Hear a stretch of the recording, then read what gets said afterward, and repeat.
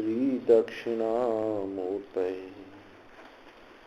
माया छाया वराकी कथमिव लभतां मयि अनन्ते प्रतिष्ठाम् अस्थाने चेश्वरत्वं गृह्णहरिहरा हन्तवन्ने स्फुलिङ्गाः अद्वैते द्वैतखेला गगननलिनवत् स्वप्नवज्जीवमेला श्री पूर्णानन्दवाणी श्रुतिशिखर सुधा स्वर्णदीनः पुनातु श्री कृष्णार्जुन संकथामृतनिधे धीरं गभीरं तलं तत्त्वान्वेषण तत्परैरधिगतं कैकैर्न सधीवरहि किन्तु प्रत्न विचार रत्न निकरान आनीय दाने प्रभु श्री पूर्णानंदमृतेन कश्चिदिति तम सर्वात्मना संश्रये अखंडानंद संबोध पूर्तये ब्रह्ममूर्तये सुधास्मित समाश्लिष्ट नेत्रांतरस्फूर्तये नमः कान्तिशितामृशति निंदित शारदेन्दो यत्रैकतो विलसिता मसितांग शोभा वृंदावनेऽपि कृतयामुनगांग संग राधा मुकुंद युगलं तदहं नमामि राधा मुकुंद युगलं तदहं नमामि। ओम पार्थाय प्रतिबोधितां भगवता नारायणेन स्वयं व्यासेन ग्रथितां पुराणमुनिना मध्ये महाभारतम् अद्वैतामृतवर्षिणीं भगवतीं अष्टादशाध्यायिनी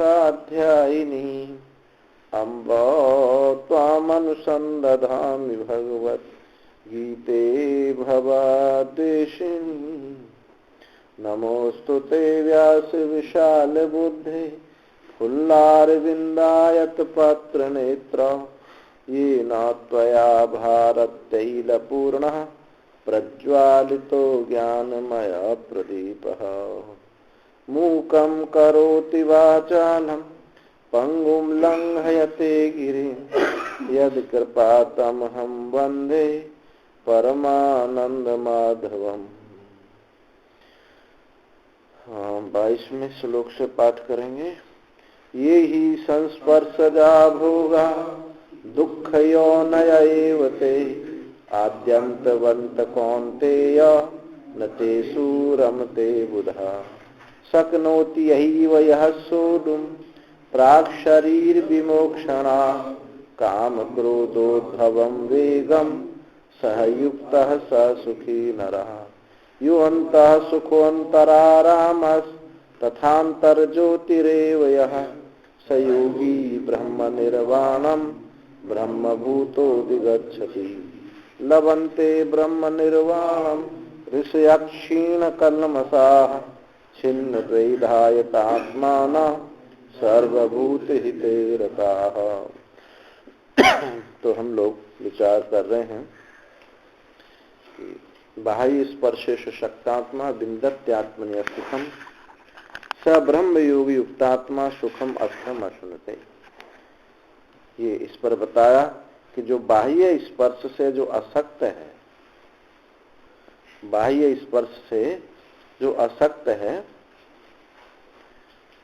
वही अक्षय सुख को प्राप्त करता है, वो ब्रह्म योग युक्त आत्मा है।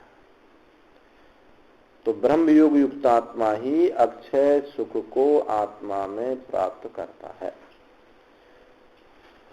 अब ये बाह्य स्पर्श को और स्पष्ट कर रहे हैं। यही संस्पर्श जब होगा दुख योना एवते, ये जो संस्पर्श से उत्पन्न भोग है वही दुख के कारण है।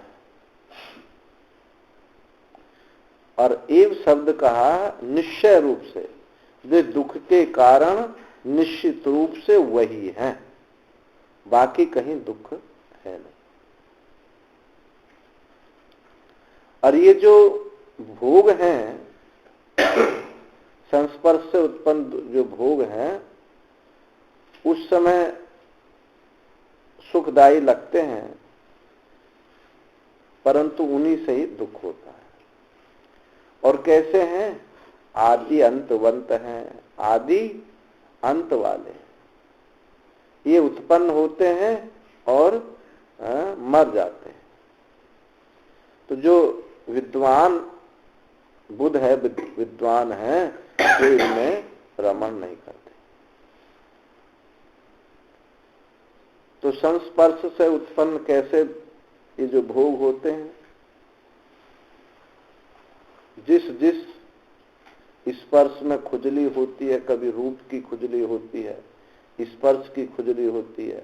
पीछे बताया ना कि ये दुख कैसे हैं।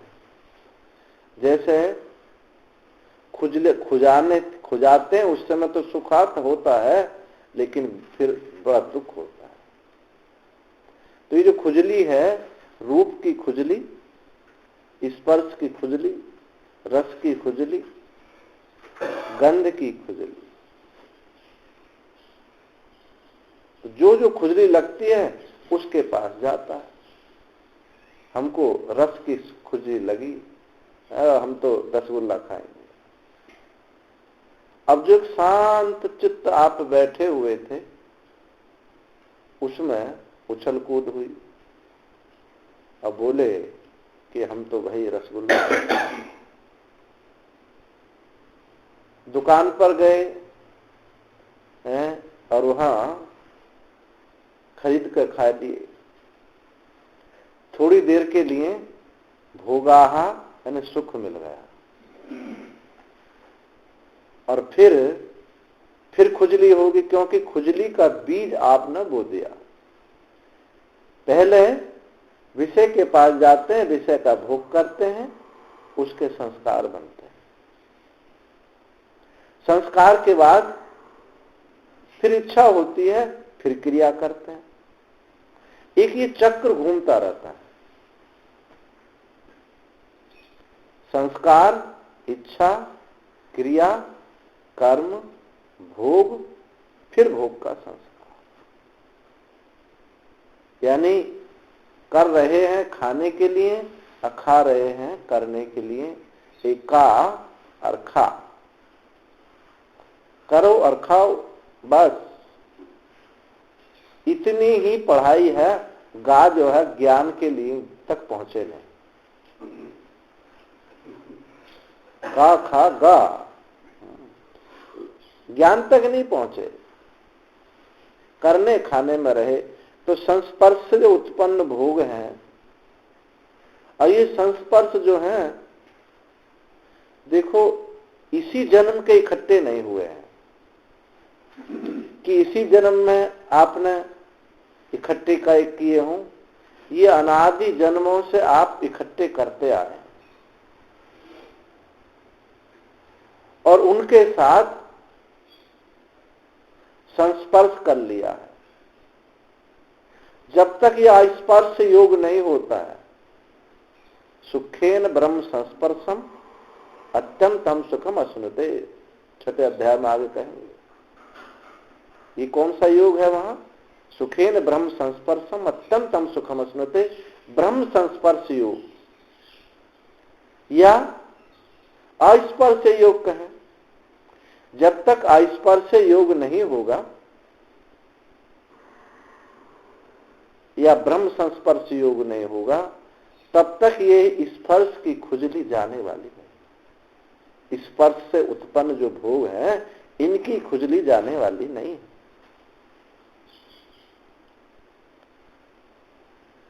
तो ये इसी जन्म के संस्कार नहीं है हमारे पास, अनेकानेक जन्म के संस्कार होते हैं। स्मृति रूपः परत्र पूर्व दृष्टावभाषा। इस आत्म चैतन्य में इस जन्म के अनेक जन्मों के, अनेक जन्मों के संस्कार के साथ अपने साथ एक कर लिया है। स्मृति रूप है परत्र माने परमात्मा। उस परमात्मा में स्मृति रूप जो पहले देखे हैं उनको अपने ऊपर आरोप कर लिया। तो इस संस्कारों को आरोप किए हुए इस जन्म के अनेक जन्मों के संस्कार कर लिए। कभी कभी स्वप्न में ऐसा देखने को आता है, जो देखा है सुना है संकल्प किया है, वो ही स्वप्न में खड़ा हो जाता। आपने स्वर्ग के विषय में सुना है, तो कभी कभी आपने स्वप्न में स्वर्ग को देखा होगा। अनेक ऐसे। अब बस स्वप्न में इतना ही होता है कि वस्तु देखी सुनी हो वो तारतम्य जोड़ लेता है। पीछे कभी देखा हो सुना। अब जैसे कहो कि हमने तो ऐसा स्वप्न नहीं देखा कि हमारे सिर पर जो है, हमारी ये सिर नहीं है और गधा का सिर लगा हुआ है, तो देखो ये भी संभव है स्वप्न में दिखना, क्योंकि आपने गधा भी देखा है, आपने शरीर भी देखा है, और ये स्वप्न जोड़ लेता है। कहीं का ईंट कहीं का रोड़ा और भानुमति ने गुनवा जोड़ा, ये स्वप्न की कहानी। तो स्वप्न में अनेक जन्मों के संस्कार होते हैं और कुछ ना कुछ वो एक दूसरे से जोड़ लेता है। तो संस्पर्श ये नहीं कह सकते कि इसी जन्म का संस्कार है, अनेक जन्मों के संस्कार होते हैं। छोटा बच्चा होता है, अभी उसने तो कुछ जिंदगी जी नहीं है, अब देखो कैसे कभी कभी खिलखिला के हंसता है, कभी माथे में ऐसे शरबत डालता है कि जैसे कितने बड़ी टेंशन में ये है, ऐसे डाल लेते हैं। और कभी कभी ऐसी बात बोल देगा, कभी कोई बड़ी दार्शनिक बात बोल देता है, उसने तो कुछ देखा सुना नहीं। तो ये संस्कार उदित होते हैं, इन्हीं संस्कारों से फिर इच्छाएं होती हैं, फिर क्रिया होती है। ऐसे इस संस्पर्श से उत्पन्न जो भोग हैं, इस संस्पर्श से उत्पन्न जो भोग हैं, ये आदि है, इनका आदि है, अंत है, और ये ही दुख के हेतु हैं। दुख का कोई और हेतु नहीं है। ये वस्तु हम तो एक प्लॉट लेने वाले थे, लेकिन ये पड़ोसी आए और उन्होंने पैसा बढ़ा करके ले लिए। अब हमको दुख हो गया। तो दुख किससे हुआ? इन्हीं पांचों से।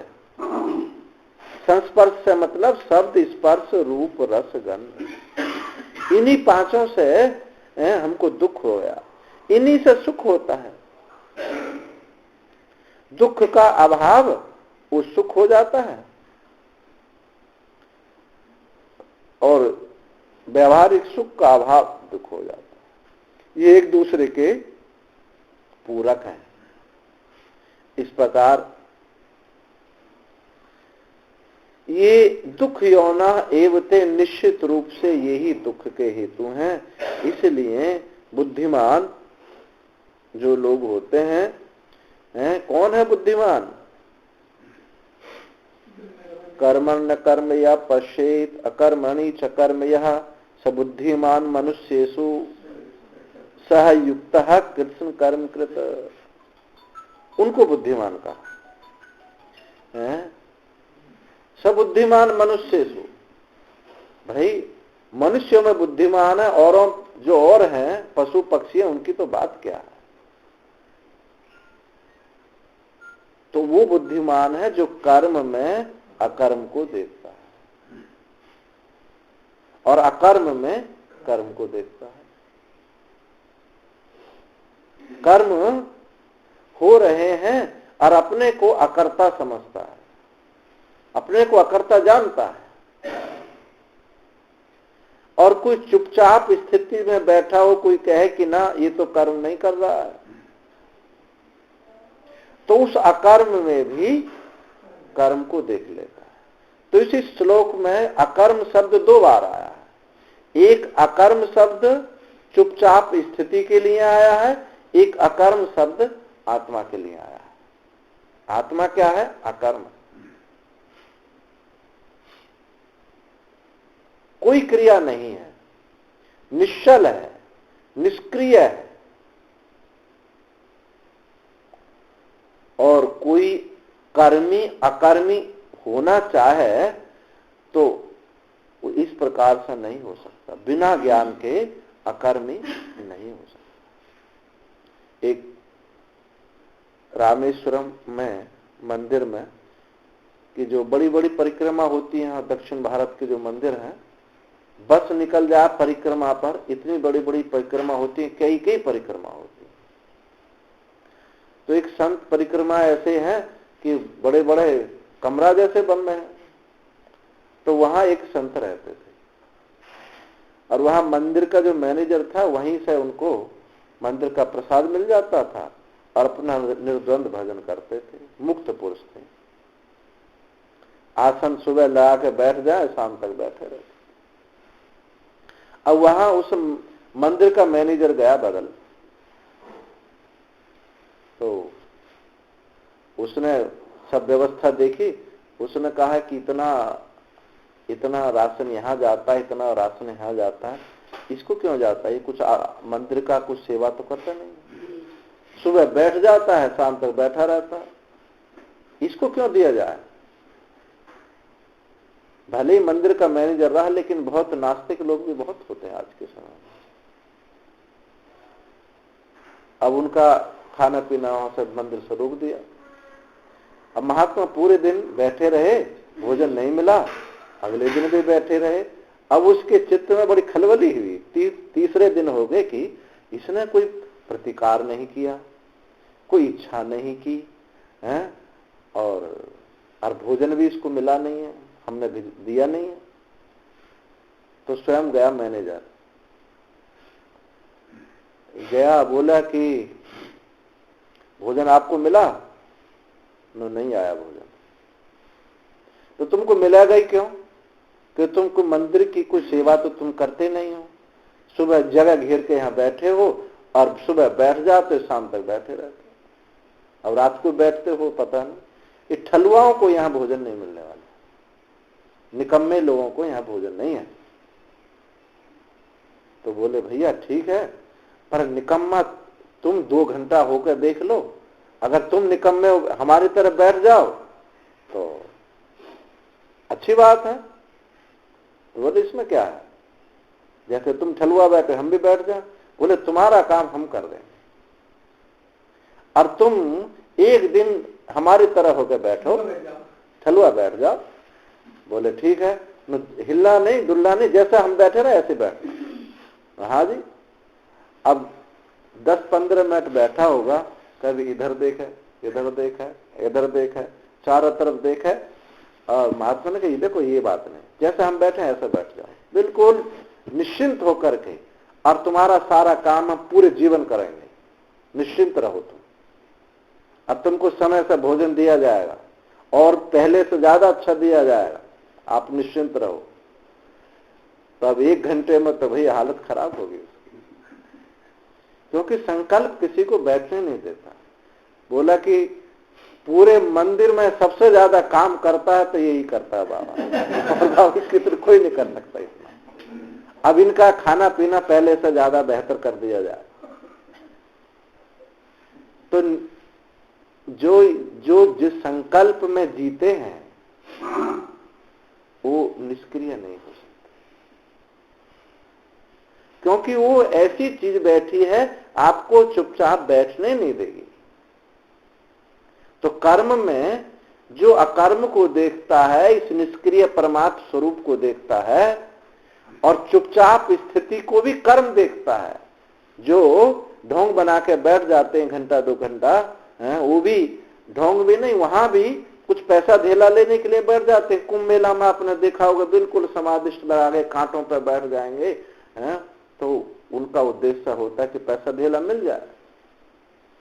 वहां भी वो कर्म कर रहे हैं पैसे के लिए। जैसे मजदूर फावड़ा चलाता है, वो भी फावड़ा चला रहे हैं पैसे के लिए।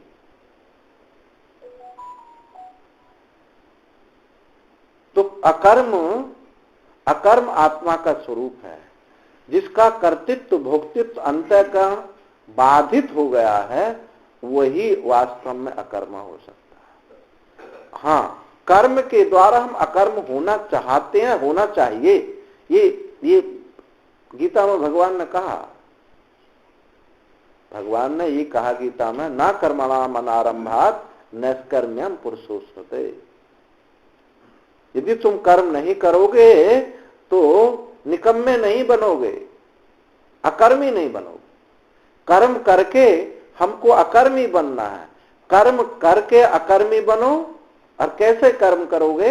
ईश्वर अर्पित होकर के, फल से युक्त होकर के, फल को त्याग करके, ईश्वर समर्पित होकर के यदि हम कर्म करेंगे तो इस कर्म करने से हम अकर्मी हो जाएंगे।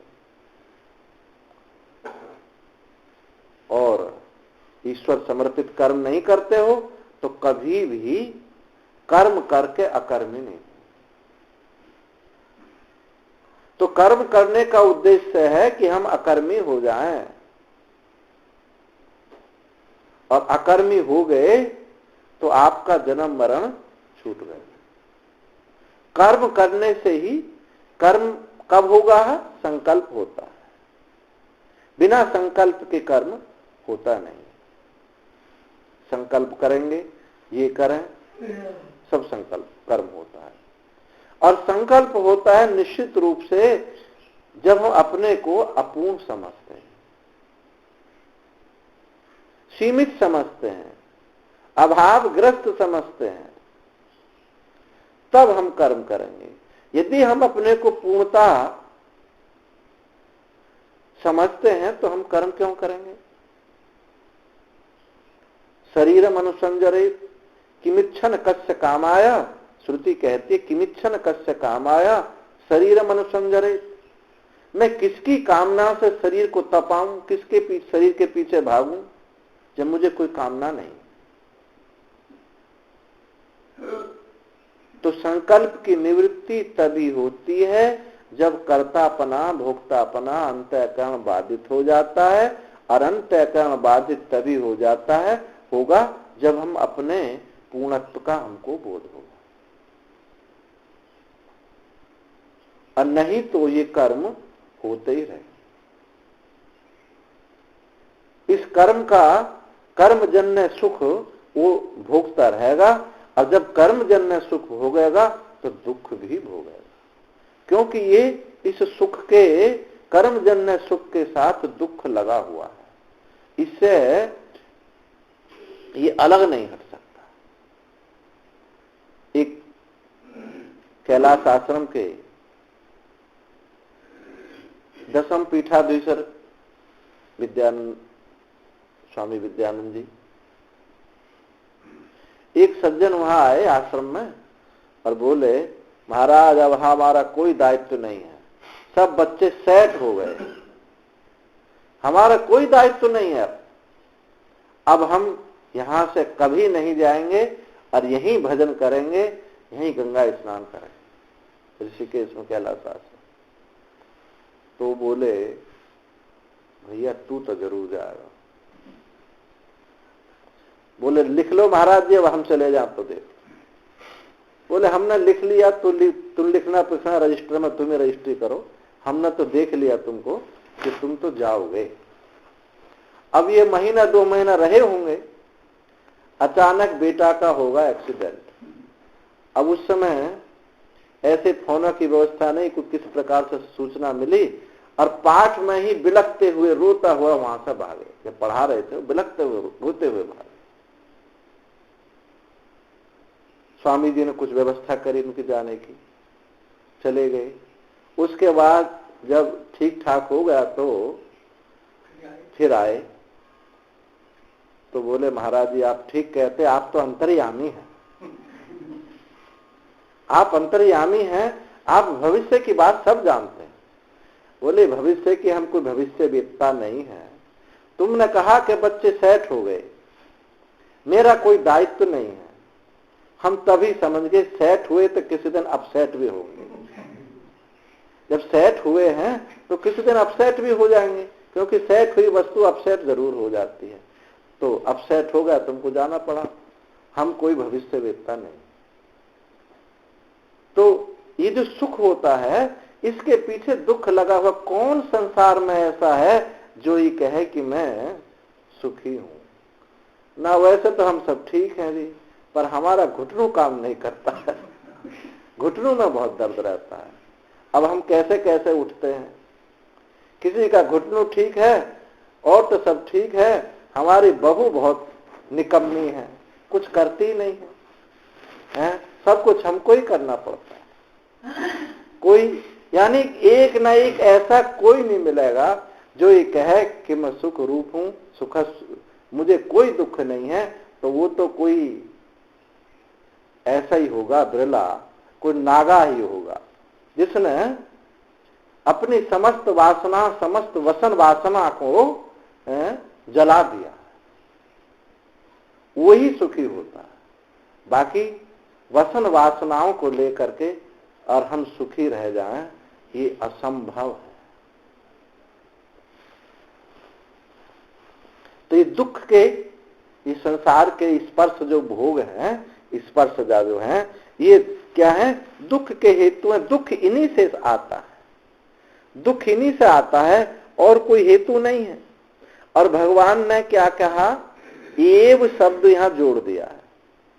दुख यौनया एवते, एव अवधारण, निश्चय। ये जो बात कहे हैं कि आकाश भले ही पृथ्वी पर टूट के गिर जाए, आकाश में भले ही फूलों का बगीचा लग जाए, ये जो असंभव है संभव भले ही हो जाए, लेकिन दुख है तो सुख आएगा, सुख है तो दुख आएगा। ये अवधारण है, निश्चय रूप से कह रहे हैं। इसमें अब यही वैराग्य का हेतु भी दिखाते हैं। ये जो भोग हैं, भाई हम तुमको सुख तो दे रहे हैं, सुख तो हम तुमको दे रहे हैं, पर ऐसा सुख दे दें को 2-4 दिन के रहे, फिर उसके बाद में दुख रहे। आदि अंतबंत सुख दे दें और फिर दुख हो जाएगा। तो समझदार आदमी इन सुखों को लेता नहीं। सुख की मांग सबको है, परमात्मा को सब चाहते हैं। कोई भी परमात्मा का अप्रेमी कोई नहीं, सब प्रेमी है। नास्तिक भी आस्तिक है। देखो, आप सुख चाहते हैं, निश्चित रूप से सुख चाहते हैं। एक बच्चा था, उससे कहा जाता था कि तुम पढ़ाई करो, तो बोले हम क्यों पढ़ाई करें? बोले पढ़ोगे तो बहुत अच्छी जॉब लग जाएगी, जॉब लग जाएगी, तुम्हारे पास गाड़ी होगी, बहुत सुंदर मकान होगा, बहुत कुछ ये सब होगा, तुम सुखी हो जाओगे। तो फिर क्या करेंगे? हम करेंगे तो फिर दुखी नहीं होंगे। फिर मैं सबसे अच्छा सुख समझता हूं सो जाऊं। जितने सुख तुमने गिनवाए हैं, ये करने के बजाय मैं सो जाऊं तो वो सुख मुझे ज्यादा अच्छा लगता है। क्योंकि तुम इतना पापड़ बेल कर सुख लोगे, मैं सो कर ले लूंगा। मैं सो के मुझे सुख मिल जाता है, तो मैं इससे ज्यादा मैं सुख क्यों नहीं लूं? तो देखो, सुख की सबको मांग है। कोई ऐसा नहीं है कि सुख ना चाहे। जो भी हम कर्म करते हैं वो सुख लेने की करते हैं। कर्म कहते ही उसको है, कर्तुम अभीप्सितम कर्म। व्याकरण में सूत्र है कि जो कर्ता को अभीष्ट हो उसको हम सुख कहते हैं। कर्ता को क्या अभीष्ट है? सुख अभीष्ट है। तो सुख तो भाई सब चाहते हैं। अब जैसे मैं आपसे पूछूं, आप सुख चाहते हैं, तो ज्ञात सुख चाहते हैं, अज्ञात सुख चाहते हैं। तो सबकी क्या मांग है?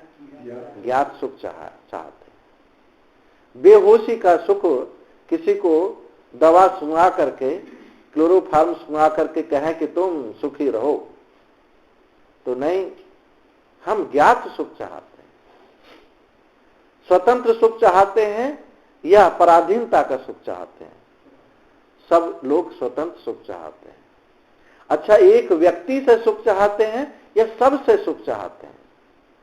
सबसे सुख चाहते हैं। अच्छा, एक स्थान में सुख चाहते हैं या सब स्थानों में? तो सबकी मांग है, सब जगह सुख चाहते हैं। और स्वतंत्र सुख चाहते हैं, ज्ञात सुख चाहते हैं, सच्चा सुख चाहते हैं, हमेशा रहने वाला सुख। सच्चा सुख मतलब हमेशा रहने वाला। ऐसा सुख कोई नहीं चाहता कि एक दिन सुखी रहे फिर तुम दुखी रहो। जो हमेशा शाश्वत सुख चाहते हैं, ज्ञात सुख चाहते हैं, स्वतंत्र सुख चाहते हैं, व्यापक सुख चाहते हैं। जो स्वतंत्र है, अनंत है, व्यापक है, ज्ञात माने चित्त है, हमेशा रहने वाला माने सत्य है, और सुख माने आनंद। तो सब चाहते हैं ना सुख, तब परमात्मा को चाहते हैं ना? चाहते हैं सब। कोई ऐसा नहीं है जो सुख परमात्मा को नहीं चाहता।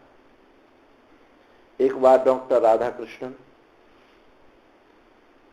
विदेश गए और वहां के कॉलेज के स्टूडेंटों ने घेर लिए उनको।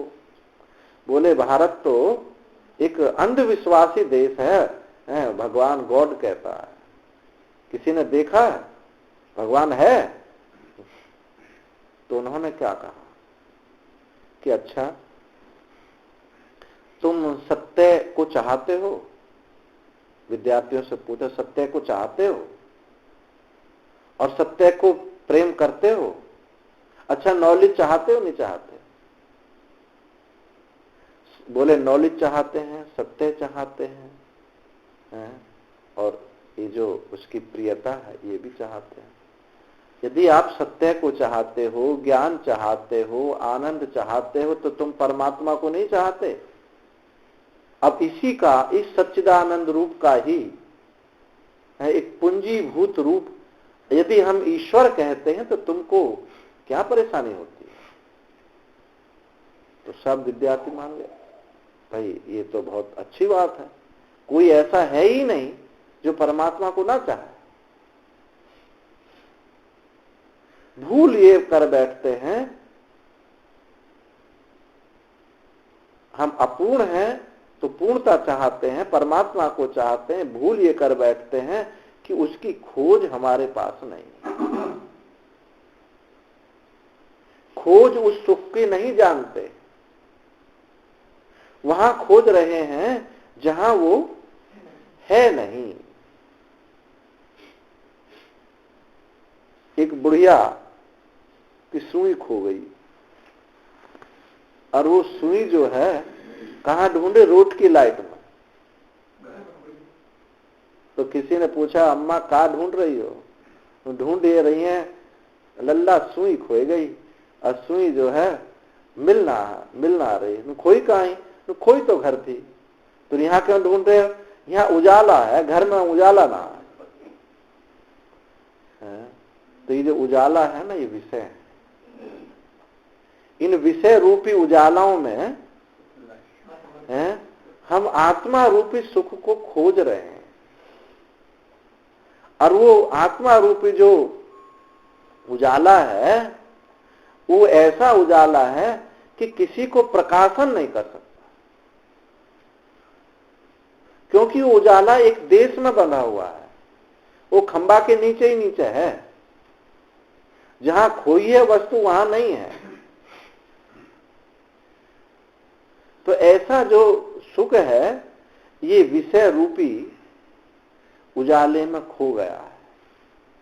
उजाले में मिलता है लेकिन विषय रूपी उजाला में खो गया है। क्योंकि वो विषय किससे प्रकाशित होता है?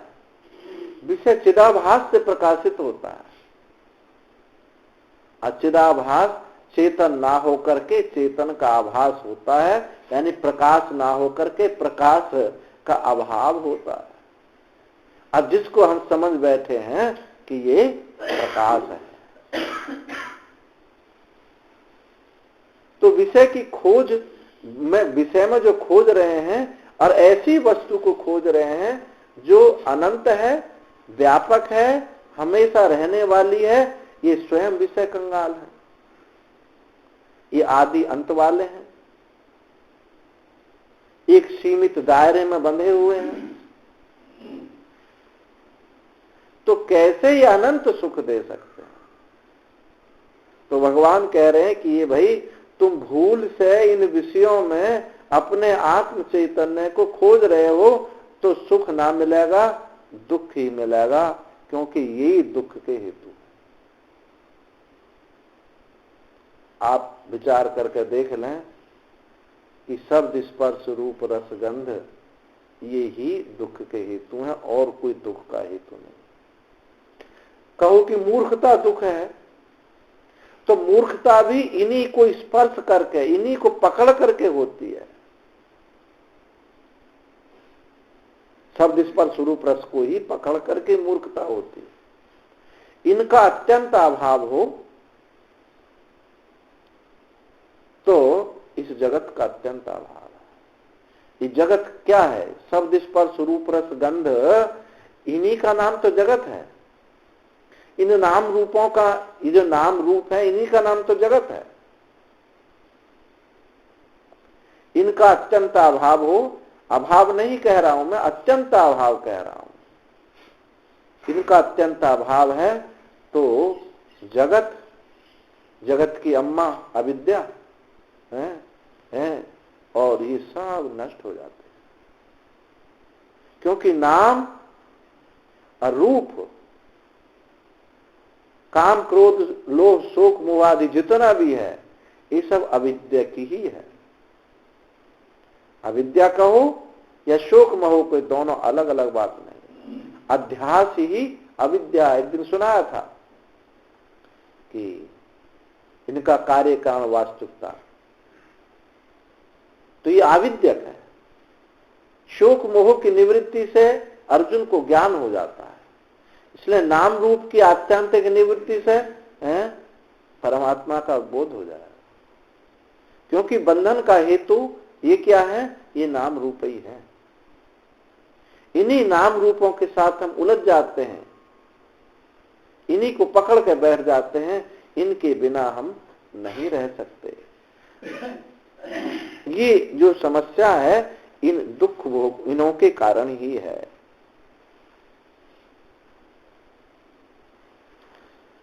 और बुद्धिमान वही है, अभी बताया था, सब बुद्धिमान मनुष्य जिसने अपने कर्ता भोक्तापने को निवृत्त कर दिया है, वो बुद्धिमान है।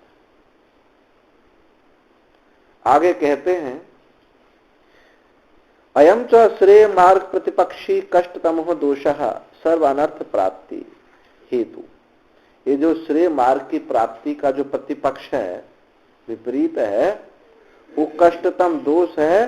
सर्व अनर्थों की प्राप्ति जो हेतु है, ये विषय ही है।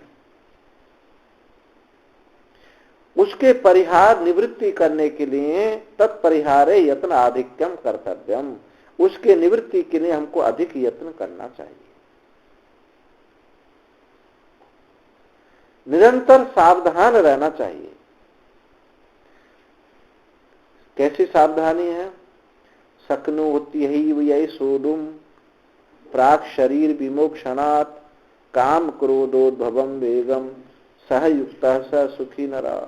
यहां भी देखो, सुखी की परिभाषा यहां भी बताई, वहां पीछे चौथे अध्याय में बताई, यहां भी बताई।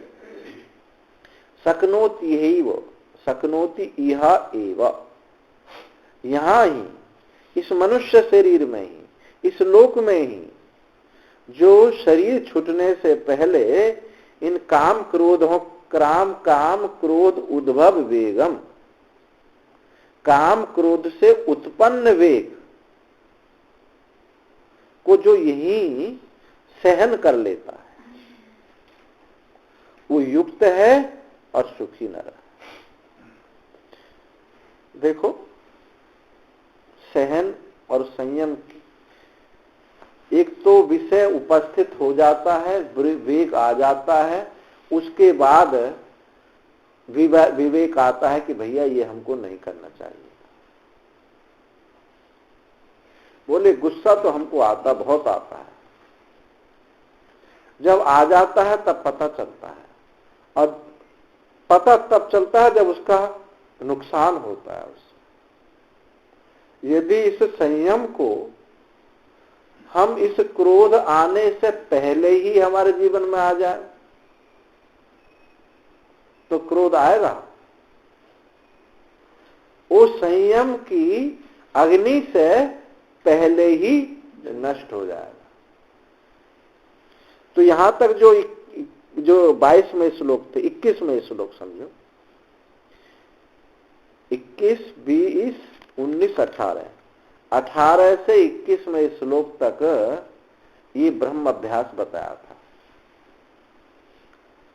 और 22वें श्लोक में जो अभी बताया, यही संस्पर्श जब होगा, ये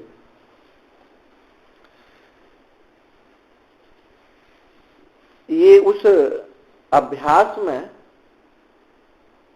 विषयों को जो हटाने की बात है उसको समझाने के लिए कि दुख रूप है, ये बात बताई। और यहां 23वें श्लोक में, बल्कि 22वां श्लोक भी आप अभ्यास में ही समझा। विद्या विनय संपन्न, यहां से लेकर के 23वें श्लोक तक ये सब ब्रह्म अभ्यास के श्लोक है। और जो 23वां श्लोक है, यहां ब्रह्मवेत्ता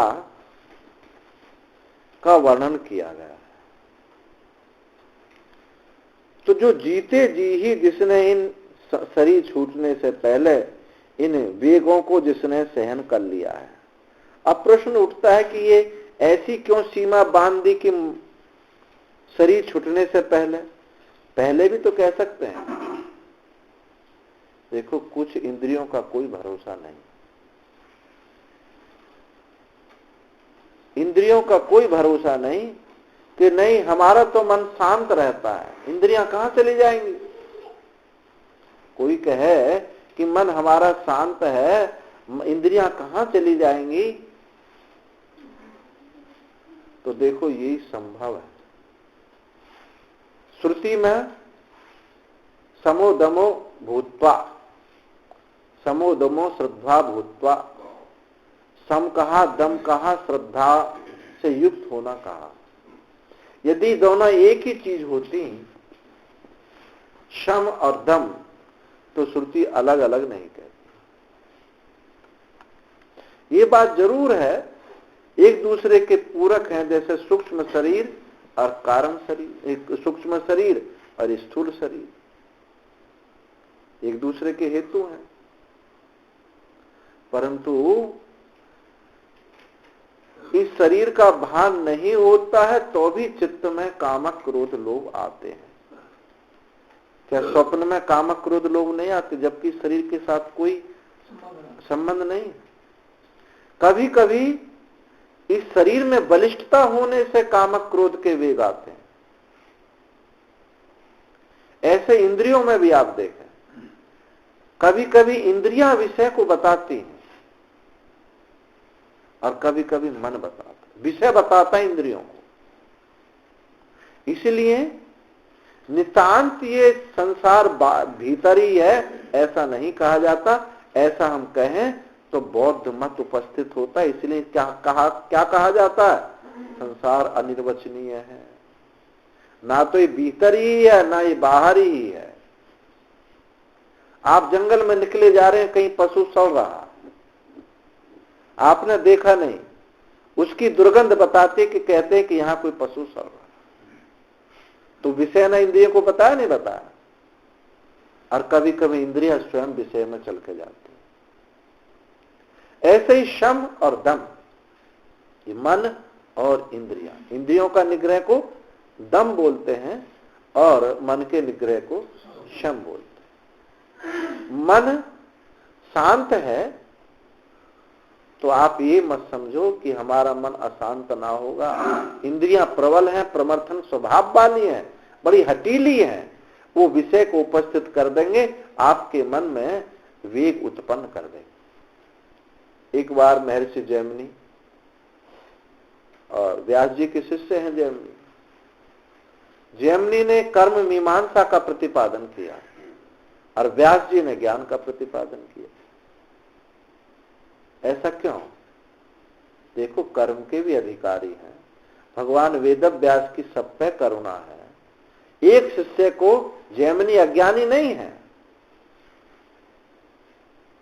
अज्ञानी नहीं है, वो जानते हैं, वो वेदांत दर्शन को भली प्रकार जानते हैं, फिर भी कर्म का प्रतिपादन किया और ऐसे ढंग से कर्म का प्रतिपादन किया कि अपने गुरुजी पिताजी का ही खंडन किया।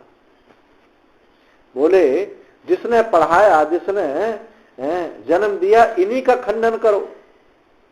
तो जैमिनी ने वेदांत दर्शन का खंडन किया, पर व्यास जी को प्रसन्नता हुई है, क्योंकि चेला होकर के जिस काम में हमने नियुक्त किया है उसको सर्वांगीण बहुत अच्छे प्रकार से कर रहा है, इसलिए व्यास जी को प्रसन्नता है,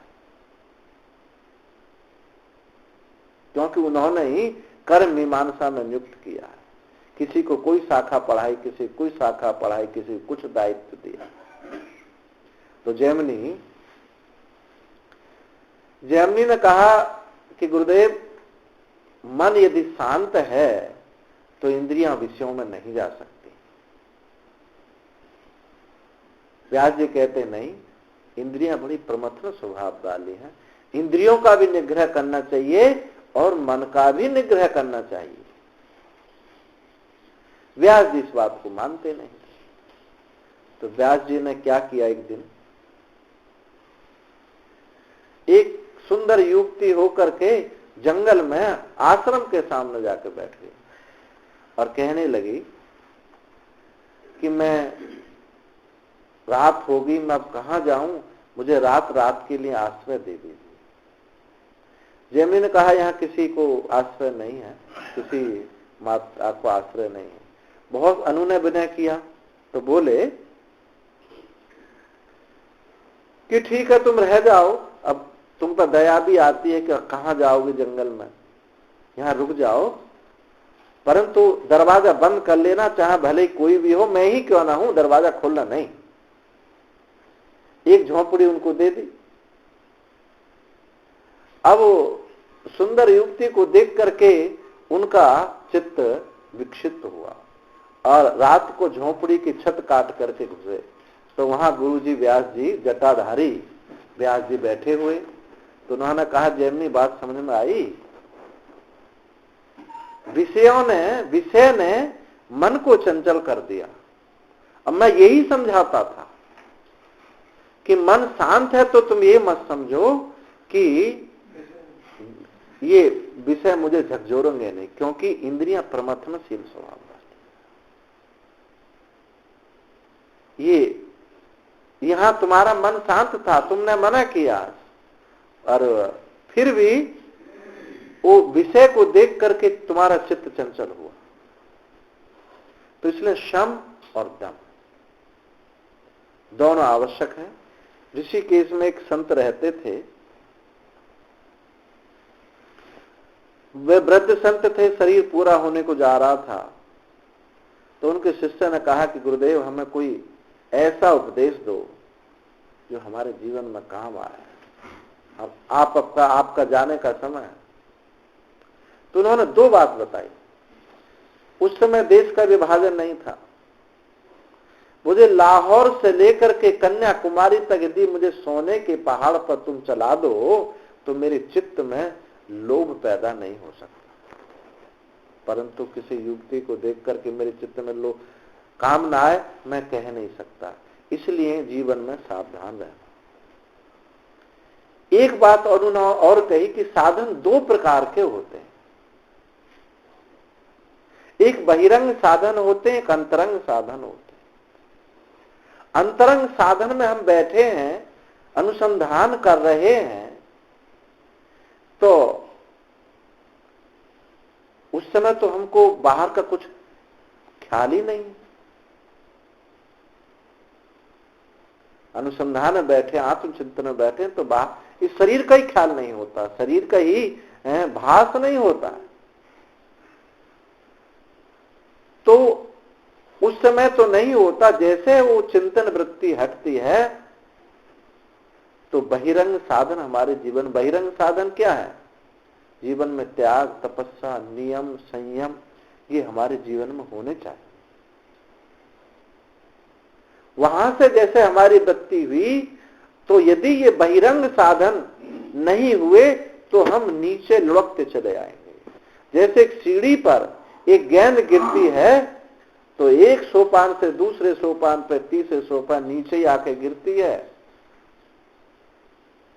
इसलिए जीवन में कभी त्याग, वैराग्य, संयम आदि, त्याग, वैराग्य, संयम, तपस्या, जिनको हम छोटा साधन कह के छोड़ देते हैं, इनको कभी नहीं छोड़ना। ये ब्रेकर का काम करते हैं कि किसी व्यवहार के कारण कैसे यदि हमारा आत्मचिंतन टूटता है, अगर ये नहीं होते हैं तो हम नीचे आते हैं। अब फिर नीचे से उठना हमारे लिए बड़ा कठिन हो जाएगा। तो ये उन्होंने 2 उपदेश किए। आज क्या होता है, हम तो सन्यासी हो गए, अब हमारे जीवन में ब्रह्मचिंतन के अलावा कुछ नहीं है। इसलिए कोई जीवन में त्याग, तपस्या, संयम, उपवास आदि छोड़ दो, इनकी कोई जरूरत नहीं, क्योंकि ये तो ज्ञान से इनका कोई संबंध नहीं। ज्ञान से संबंध है, ये ब्रेकर का काम करता है। जीवन में तप नहीं है, तितिक्षा नहीं है, तो हमको पराधीनता कर देती है।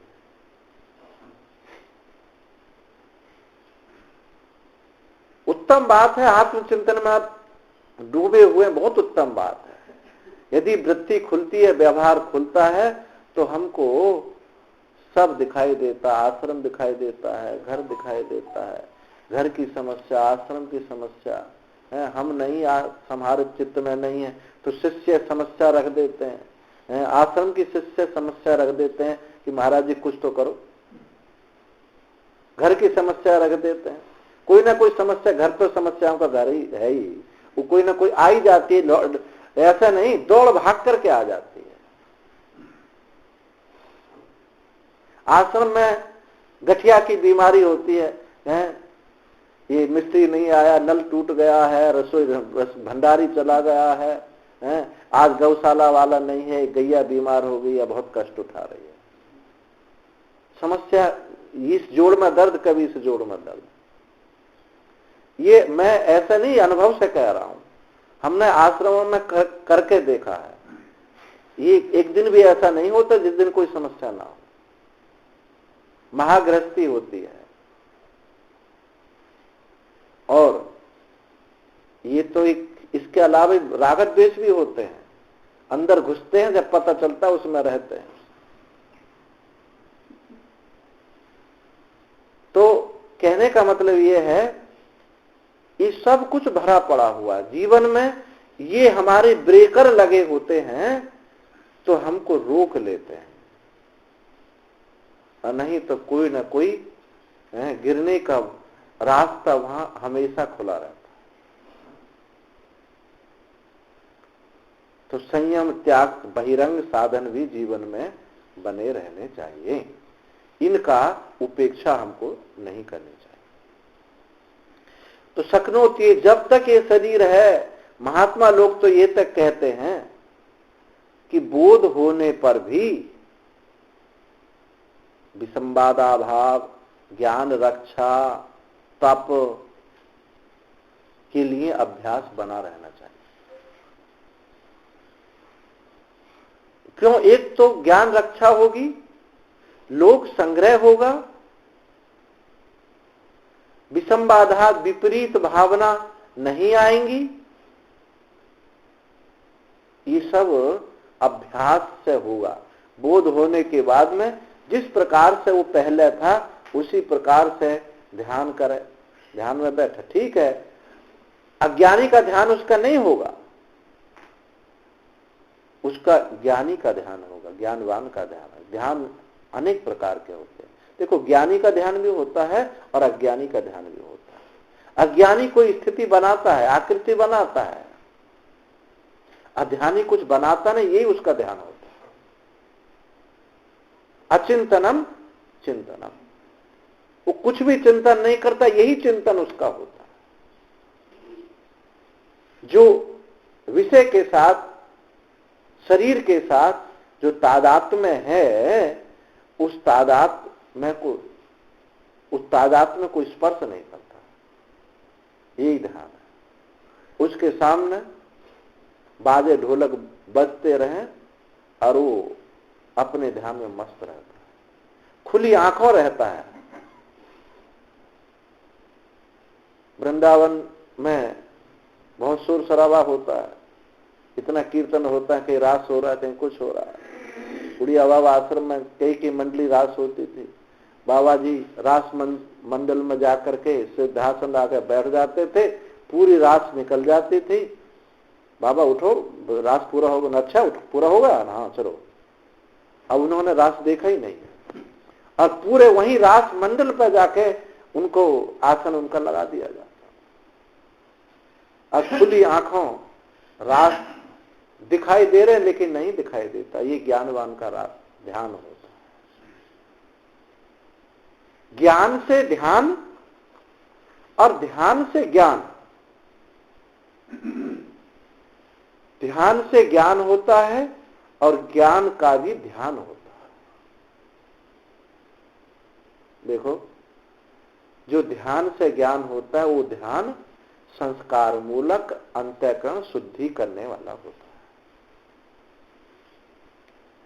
और जो ज्ञान है, स्पष्ट हुआ है कि मैं ब्रह्म हूं, ये बोध हुआ, स्पष्ट बोध हुआ उसको, उस स्पष्ट की स्पष्टता में बैठता है, ये उसका ज्ञानवान का ध्यान है, अर्थात निधिध्यासन।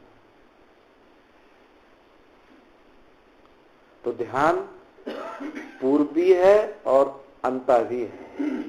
वो ध्यान इस प्रकार हमारे जीवन में रहता है तो विसंवादाभाव का अभाव रहता है, और जीवन में तप बना रहता है, ज्ञान रक्षा होती है, लोक संग्रह होता है। एक सन्यासी यदि बड़े चकाचौंध कपड़े पहन करके गृहस्थ आश्रमियों की तरह रहे तो भाई उससे लोक संग्रह नहीं होता। एक सन्यासी का लोक संग्रह क्या है? उसकी तपस्या त्याग ही, असंगता ही, त्याग ही उसका लोक संग्रह है।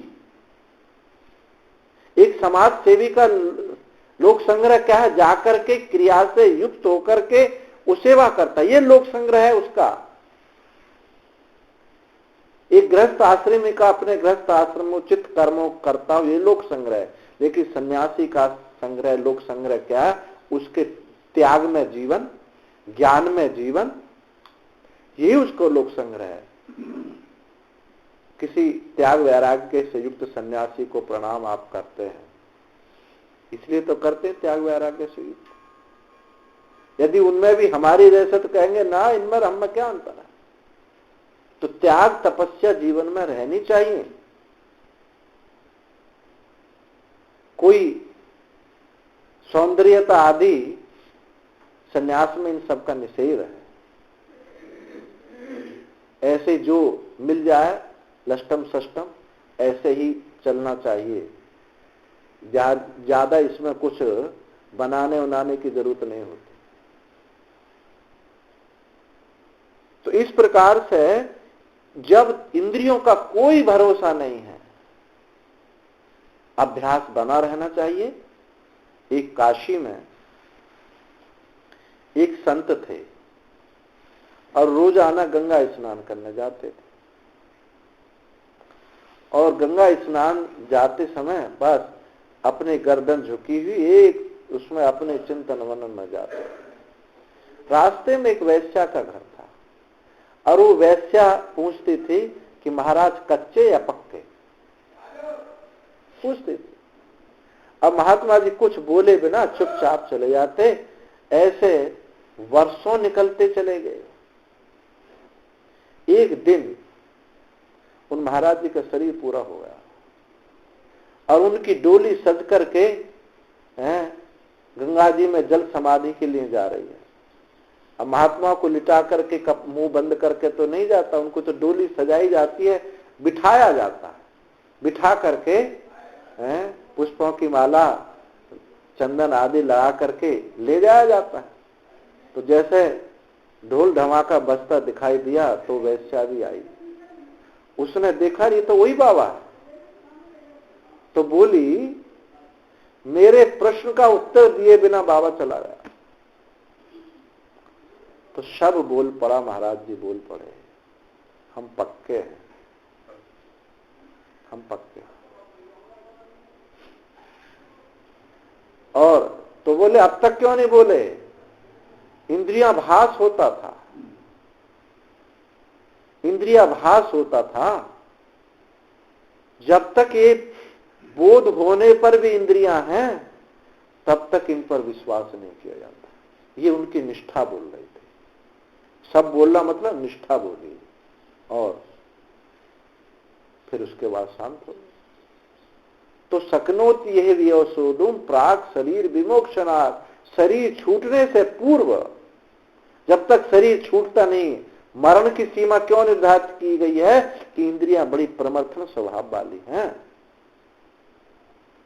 भले ही वो क्षणिक कामक क्रोध लोभ मोह आए, लेकिन आ सकता है। व्यास जी महाराज व्यास नदी में विश्वामित्र ने व्यास जी के 100 पुत्रों को, वशिष्ठ जी विश्वामित्र ने वशिष्ठ जी के 100 पुत्रों को मार दिया।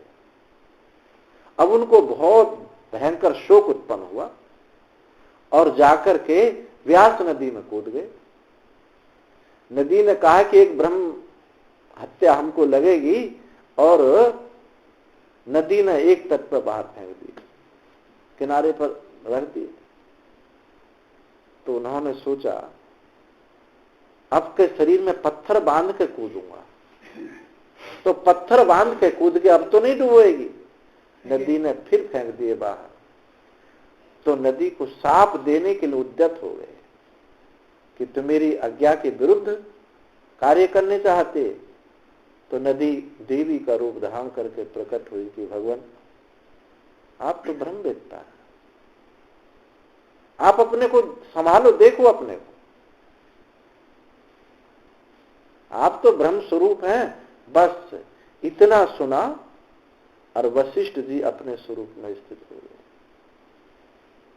तो ये तत्ववेत्ता ज्ञानी के कामक क्रोध कैसे होते हैं? ये होते हैं एसी करंट की तरह। और ज्ञानी अज्ञानी के कामक क्रोध कैसे होते हैं? डीसी करंट की तरह। ये तो डीसी करंट फिर चिपका के जो है जब तक मर नहीं जाता तब तक छोड़ता नहीं है। पत्थर की लकीर होती है, हम तो इसका बदला अवश्य लेंगे। पत्थर की लकीर हो गई। और ज्ञानी के कामक क्रोध कैसे आते हैं? जैसे पानी में लकीर खींची। भक्त के कामक क्रोध कैसे आते हैं? जैसे बालू में लकीर खींची। लेकिन आए तो सही, पानी की लकीर की तरह आए तो सही। इसलिए पूरे जीवन अभ्यास में रहना चाहिए, भले ही कर्तृत्व पूर्वक अभ्यास नहीं है उसका। आज ये देखते हैं हम साधु समाज में, तने कुछ थोड़ा सा स्पष्टता हुई, साधन भजन पहले छोड़ देते हैं। ये बड़ी कुछ समय के बाद में फिर वही नीचे ढल जाते हैं। तो जीवन में अभ्यास कभी नहीं छोड़ना चाहिए। हम बार बार नियम संयम अभ्यास पर जोर किस लिए देते हैं? इसीलिए जोर देते हैं कि बोध नहीं बोधाभास हो जाता है, बोध कि हम तो बोधनिष्ठ हो गए हैं, और जब विषय उपस्थित होता है तो फिर बहक जाते हैं। इसलिए शास्त्र ने भी कहा कि जीवन में तप, विसंवादाभाव, ज्ञान रक्षा के लिए अभ्यास जीवन में बना रहे। अज्ञानी ज्ञान को नहीं देखता, आपके को क्या देखता है? आपके जीवन साधना को देखता है, क्योंकि उसकी गति साधना तक है। साधना में जीवन हमारा बना रहा है तो उसको आकर्षण होता है। ज्ञान के निरंतर ध्यान होता रहे, अभ्यास होता रहे, तो ये कामक क्रोध के जो वेग हैं ये आने वाले नहीं। इस प्रकार से जो मरण पर्यंत बोध होने पर भी, और अज्ञानी की तो बात ही क्या, अज्ञानी को तो करना ही चाहिए, उनको ये काम क्रोध के वेग इनको सहन करना चाहिए।